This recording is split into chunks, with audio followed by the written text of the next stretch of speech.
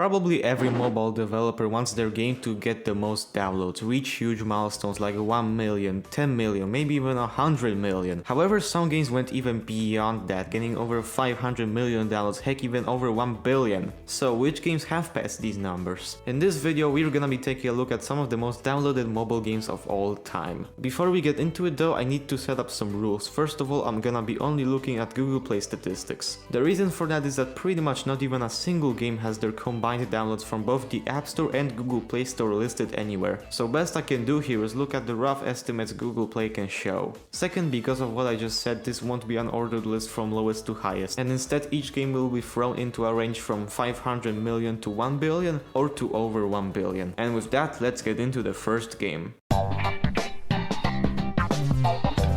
Hill Climb Racing is a game in which you drive by pressing these gas and brake buttons, and honestly that's pretty much the extent of the game's complexity. The goal is pretty much just to drive for as long as possible, and while that may seem easy enough, the driving controls are so wonky you'll be flipping all over the place, and if you fall on your head, your run's dead. You also gotta keep picking up these gas tanks, because if you don't then, well, your run's dead again. By picking up coins and diamonds you can buy new cars, upgrades and locations. Since there isn't much information on the success stories of many of these games, I kinda have to speculate why they got so big. And in this game's case, it's definitely the simple and engaging gameplay. This is gonna be a trend you'll be seeing with a lot of the games in this video. Most of them are simple, easy to understand, don't have much of an ending and are pretty arcadey.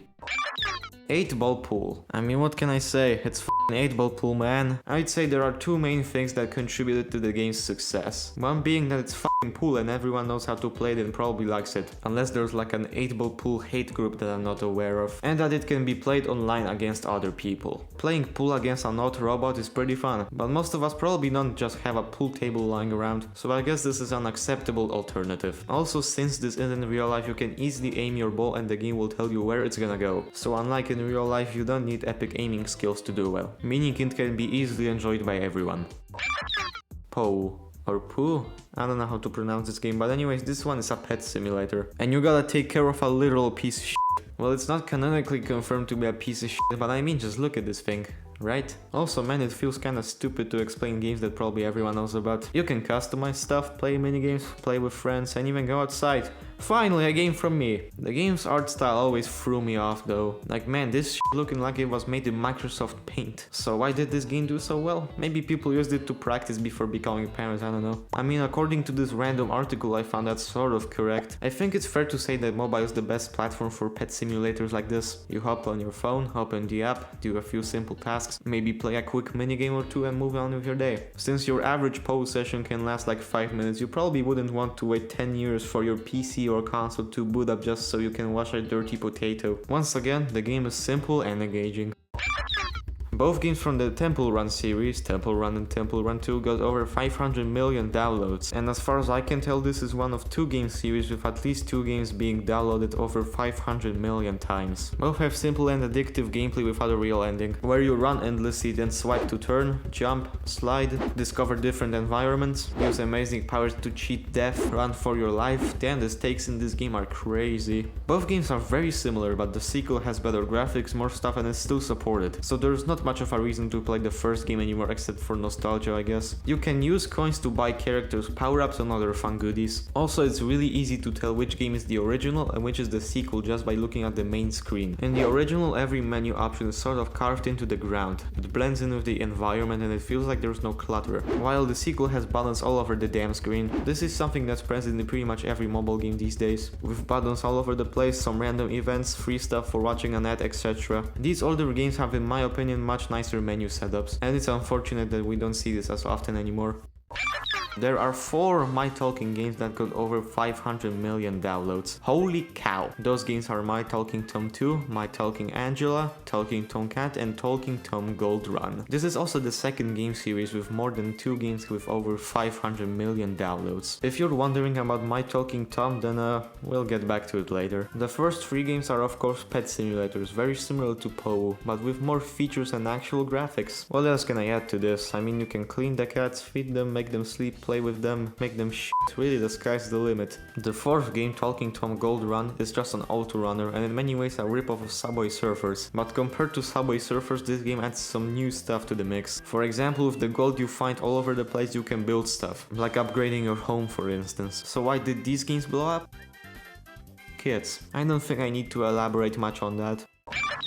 Clash of Clans. There had to be a Supercell game at some point, and I think it makes sense that Clash of Clans is the one to pass 500 million. Back when it was released there wasn't really anything like it before, so it easily stood out among other games. The game had interesting strategy gameplay, base building, social aspects with clans, and still keeps getting updates after so many years. However, I find it pretty interesting that this is the only Supercell game to pass 500 million. All Supercell games are still widely talked about everywhere, so you'd expect at least Clash Royale and Brawl Stars to get past the magic number, but nope, it's just Clash of Clans. This wasn't even the first big Supercell hit, that was actually Heyday, but Clash of Clans ended up passing that game in downloads anyways. Ludo King. The name speaks for itself. It's a Ludo game, but also with 6-player Ludo, and even snakes and ladders. There's also voice chat, which I think is hilarious. Finally, a game where I can trash talk other people while playing one of the most boring board games available. I don't know what else you expect me to say about Ludo, so let's just go to the next game.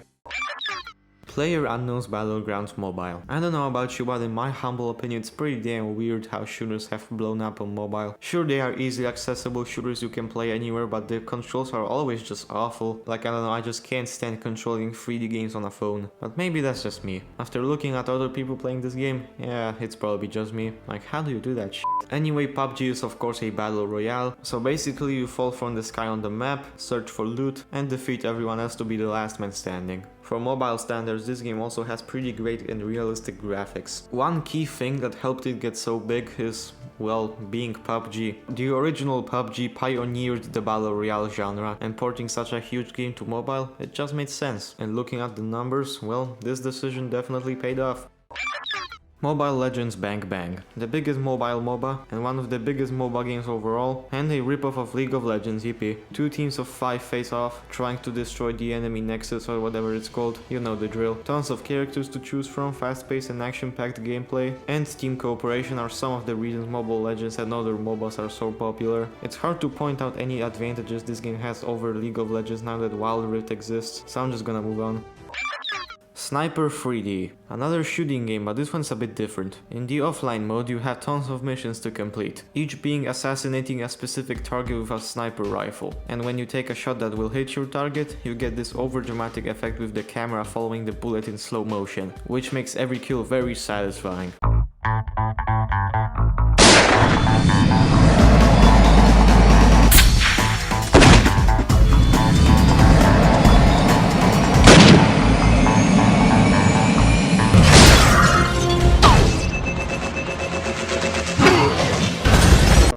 In the online mode there are multiple players per round, and to win you have to get as many kills as possible. No overdramatic effect here though. You also can't move in this game, so you have to first look around to find your target and then take it down.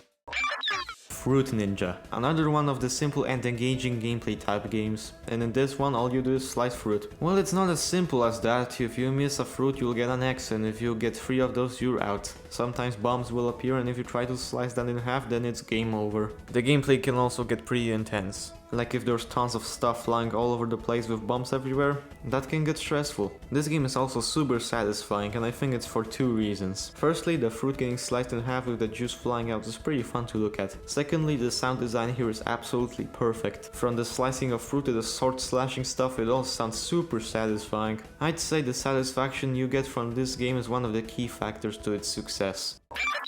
Magic tiles free. You got piano tiles appearing and you gotta hit them at the right time. You screw up and hit the wrong tile, you start again, all with music playing in the background. With a random game like this I expected the only music available to be like Beethoven or some shit, but this game has quite a lot of big music here, which is a pleasant surprise. As someone who obviously ain't much of a piano player, this game is super hard but still pretty entertaining. However, this is also one of the most ad-infested games I've ever played. There's an ad every like 1 to 2 tries, which considering the difficulty is like Flying Gorilla levels of stupid. If you played Flying Gorilla, you know what I'm talking about. I'm gonna also quickly touch on Tiles Hop EDM Rush here. It's another piano rhythm game thing, but this time you control a ball, so that's fun I guess.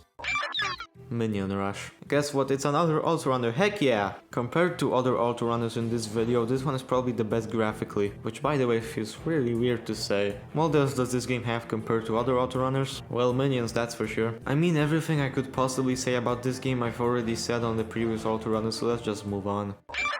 Among Us. Yeah, this game actually passed 500 million. I mean, that's not like a huge surprise by any means. We all know how it blew up in like 2020 and took over the world. The difference between the PC and mobile versions, however, is that on mobile the game is just straight up free. So you're getting the complete game for free, while PC users have to pay, or use an Android emulator I guess, which I thought was kinda strange. But then again, paid games don't do well on mobile, so I guess it makes sense. Slither.io, one of the good old IO games from around 2016. In this one you play as a snake and the goal is to become the longest snake possible. To do that you can either run into these little dots that appear all over the map, or defeat other players by making them hit your body with their head, then run into the big dots that will appear. I'm pretty sure that the reason games like Slither.io or Agar.io got so big is because of all of the YouTube content being made for these games. Also, for real, if you used to watch Agar.io content back in the day with trap music blasting in the background, please comment down below, I'd love to talk.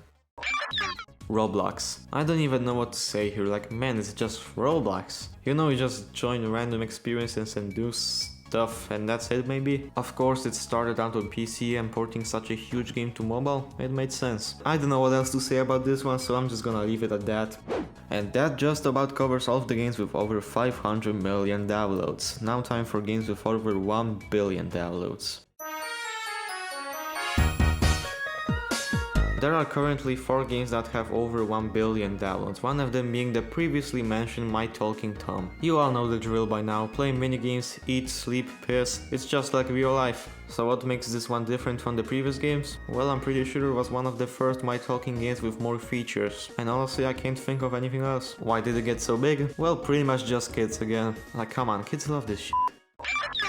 The second game is Garena Free Fire, another mobile battle royale game. Why did this one do better than PUBG Mobile? Well, for starters, it was built specifically for mobile devices, having low hardware requirements and a lower file size than PUBG. The gameplay is also more suited for mobile, with each match being shorter and more fast-paced with plenty of action. The controls are more simplified as well. One unique feature is that unlike in other battle royale games, where skins are simply cosmetics, here you play as one of many unique heroes, each having some kind of gameplay altering perk. The developers of Free Fire also understand the importance of community, with special local content for specific regions. And finally, Free Fire also has a huge esports scene, with 1.1 million people watching the finals of a tournament on YouTube at one point.